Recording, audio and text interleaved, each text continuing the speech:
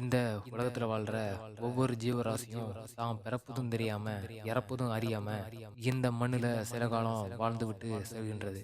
ஆனா 6 அறிவு கொண்ட மனிதன் மட்டும் இவ்வுலகம் எப்படி உருவானது, மிருகங்கள் எப்படி வந்தது, குறிப்பாக மனிதன் எப்படி எதிலிருந்து வந்தான் என பல காலகட்டங்களாக ஆராய்ச்சி செய்து கடைசியில ஜிம்பன்சி என அழைக்கப்படும் ஒரு வகை மனித குரங்கிலிருந்து பரிமாண வளர்ச்சி பெற்று இப்போது மனிதனாக தோன்றியிருக்கிறான் என விஞ்ஞானிகள் குறிப்பிட்டுள்ளனர்.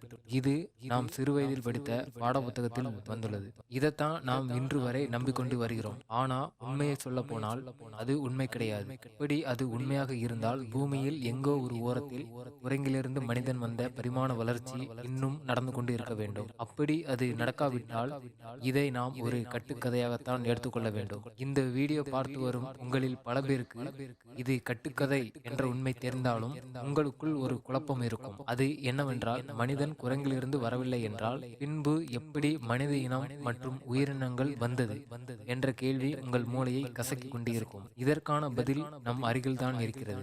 இதை உணர்ந்தவனின் உள்ளம் நான் யார் என்பதையும், நான் எதற்காக இந்த உலகில் மனிதனாக பிறந்தேன், என்னுடைய வேலை என்ன, அதை நான் எப்படி கண்டுபிடிக்கப் போகிறேன் என்ற எண்ணம் வரும். இந்த அத்தனை கேள்விக்கான விடையையும் உங்களுக்காக பல ஆராய்ச்சிகள் செய்து நமக்கு மேல் ஒரு ஆற்றல் உண்டு, இதை உணர்ந்த நான் அந்த ஆற்றல் எதுவென அறிந்து ஒன்றுக்கும் பிரயோஜனம் இல்லாத நம்மேல் இவ்வளவு அன்பு செலுத்தி நம்மை பாதுகாத்து வரும் தேவன் என நான் அறிந்து அவர் உதவியோடு உலகம் உண்டான முதல் இப்போது நாம் வாழ்ந்து கொண்டிருக்கும் காலம் வரை எப்படி உருவானது, அது மட்டுமில்லாம நம் தலைமுறை தாண்டி என்னவெல்லாம் நடக்கப் போகிறது என்பதை இந்த நீதி பேசுவோம் என்ற சேனலில் தொடர்ந்து நாம் காணலாம். உங்கள் சந்தேகங்களுக்கும் நாம் இப்பூமியில் என்ன நோக்கத்திற்காக வந்தோம் என்ற உண்மையையும் அறிந்து கொள்வீர்கள். கடவுளின் ஆசியோடு உங்களோட பயணிக்க என்னை படைத்த தேவனுக்கு நன்றி. எல்லா புகழும் இறைவனுக்கு. வாருங்கள், பூமி மற்றும் சூரிய குடும்பம் எவ்வாறு உருவானது என்ற உங்கள் சந்தேகங்களை ஒவ்வொன்றாக பார்க்கலாம். ஆதியிலே தேவன் வானத்தையும் பூமியையும் சிருஷ்டித்தார். இந்த வார்த்தைகளை நீங்கள் கேட்கும்போது சூரிய குடும்பத்தில் முதலாக தேவன் படைத்த பாகம் எதுவென்று சொன்னால் வானம் என்று குறிப்பிடப்படுகிறது. என் மக்களே, இந்த வேதாகமத்தில் சொல்லப்பட்ட வார்த்தைகளை எழுதிய தேவ ஊழியர்கள் தேவன் ஆசியோடு சூரிய குடும்பம் வரலாற்றை பதிவு செய்துள்ளனர். இதிலிருந்து இந்த வீடியோவை காணும் ஒவ்வொரு மனிதனுக்கும் இந்த விடயம் தெரிந்திருக்கும்.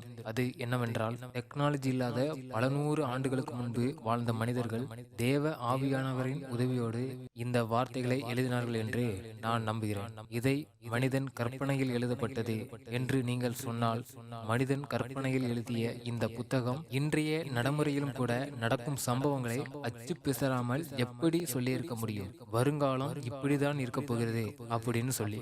என் மக்களே, நீங்கள் என் வார்த்தைகளை எந்த கண்ணோட்டத்தில் பார்க்க போகிறீர்கள் என்று எனக்கு தெரியாது. ஆனால் என்னையும் உங்களையும் படைத்த தேவனுக்கு தெரியும். நீங்கள் எப்படிப்பட்டவராக இருந்தாலும் இதை எப்படி எடுத்துக்கொள்ள போகிறீர்கள் என்றும் எனக்கு தெரியாது.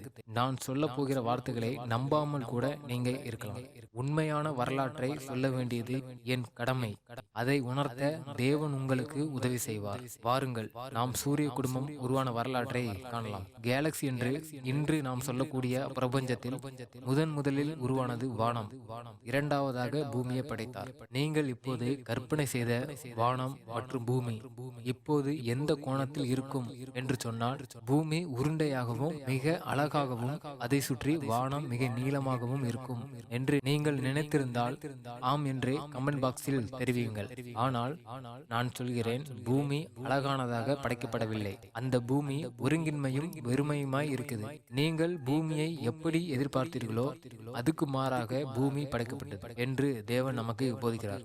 என் மக்களே, பூமி கடல் நீர் இல்லாமல் வெறும் வெட்டாந்தரையாக பூமி இருந்தால் எப்படி இருக்கும் என்று ஒரு கணம் சிந்தித்து பாருங்கள். நாம் நின்று கொண்டு இருக்கும் இந்த நிலத்தை விட கடலில் இருக்கும் நிலங்கள் பள்ளம் மேடுகளாகவும் மிகவும் கொடூரமான நிலையில் இருள் சூழ்ந்து காணப்படுகிறது. தேவன் ஜலத்தின் மேல் அசைவாடி கொண்டிருந்தபடியே இந்த கேலக்சியை உருவாக்குறார். தேவன் ஜலத்தின் மேல் அசைவாடி கொண்டிருந்தபடியே இந்த கேலக்சியை உருவாக்குகிறார். இதுல நான் மூன்றாவதாக சொன்ன மனிதனுக்கு அத்தியாவசியமான நீரை தேவன் பூமியை உண்டாக்குகிற காலகட்டத்தில் படைத்தார் என்று சொல்லப்படவே இல்லை. நீர் கேலக்சி படைக்கப்படுவதற்கு முன்பே இருக்கிறது. அதைத்தான் இப்போது நாம் நம் உயிரை காக்க பயன்படுத்துகிறோம். நீர் இந்த பூமிக்கு சொந்தமானது இல்லை. என நான் இப்போது உணர்கிறேன். போக போகதான் அதன் உண்மையை என்னால் அறிந்து கொள்ள முடியும். தேவன் ஜலத்தின் மேல் அசைவாடி கொண்டிருந்தபடியே வெளிச்சத்தையும் படைத்து, வெளிச்சம் நல்லது என்று கண்டு வெளிச்சத்தையும் இருளையும் வெவ்வேறாக பிரிக்கிறார். வெளிச்சத்திற்கு பகல் எனவும் இருளுக்கு இரவு எனவும் பெயர் வைக்கிறார். சாயங்காலமும் விடியற்காலமும் ஆகி முதலாம் நாள் ஆகிறது. தேவன் கேலக்சியில் எதையெல்லாம் படைத்தார் என்று சொன்னால், முதலில் வானம், இரண்டாவதாக பூமி, மூன்றாவதாக வெளிச்சம். இந்த மூன்றையும் படைக்கிறார். ஆனால் நீரை தேவன் படைத்ததாக சொல்லப்படவில்லை. அந்த நீரில் அசைவாடி கொண்டிருந்தார் என்று சொல்லப்படுகிறது என்றால், உண்மையில் நீர் எப்படி வந்தது, தேவன் அதை நமக்கு எப்படி கொடுத்தார் என்பதை அடுத்தடுத்த காணொளியில் நாம் காண்போம். நன்றி, வணக்கம்.